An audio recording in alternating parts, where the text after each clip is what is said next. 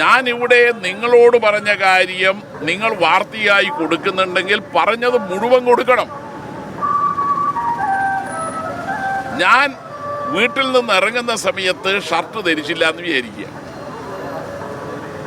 നിങ്ങൾ ആ സമയത്ത് കാണുന്ന ചിത്രത്തിൽ ജയരാജൻ ഷർട്ടില്ലാതെ അർദ്ധനഗ്നനായി നടക്കുന്നു എന്ന് വേണമെങ്കിൽ നിങ്ങൾക്ക് കൊടുക്കാം. ഷർട്ട് ധരിച്ചു വരുമ്പോൾ നിങ്ങൾ ചിത്രം എടുത്താൽ അങ്ങനെയും കൊടുക്കാം. അപ്പോൾ മാധ്യമ പ്രവർത്തകർ, നിങ്ങൾക്ക് ഒരു രാഷ്ട്രീയമുണ്ട്, പക്ഷെ ആ രാഷ്ട്രീയം നമുക്കെതിരായി മാത്രം ഉപയോഗിക്കുന്ന നിലയിൽ പോയിക്കൂടാ. ഞാൻ 30-ാം തീയതി മാധ്യമപ്രവർത്തകർ ചോദിച്ച ചോദ്യത്തിന് മറ്റൊരു ഉദാഹരണം ഞാൻ പറഞ്ഞിരുന്നു.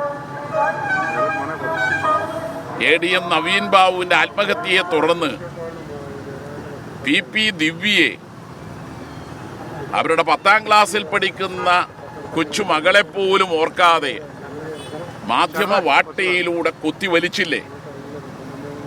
എന്നാൽ ആത്മഹത്യാ കുറിപ്പെഴുതി വെച്ച കോൺഗ്രസിന്റെ വയനാട് ജില്ലാ ട്രഷററും മകനും ആത്മഹത്യ ചെയ്ത് ആ കേസിൽ IC ബാലകൃഷ്ണനും DCCയുടെ പ്രസിഡന്റ് അപ്പച്ചനും ഉൾപ്പെടെയുള്ളവർ പ്രതികളായി പോലീസ് അറസ്റ്റ് ചെയ്ത് ആ കേസിനെ കുറിച്ച് PP ദിവ്യക്കെതിരായി നിങ്ങൾ കൊടുത്തതുപോലെയുള്ള എന്തെങ്കിലും വാർത്തകൾ കൊടുത്തോ?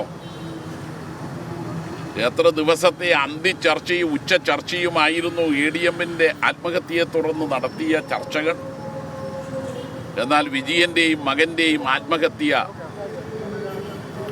ഒരു പട്ടിക്കുട്ടി മരിച്ചതുപോലെയുള്ള സംഗതിയായി മാറ്റുകയല്ലേ ചെയ്തത്?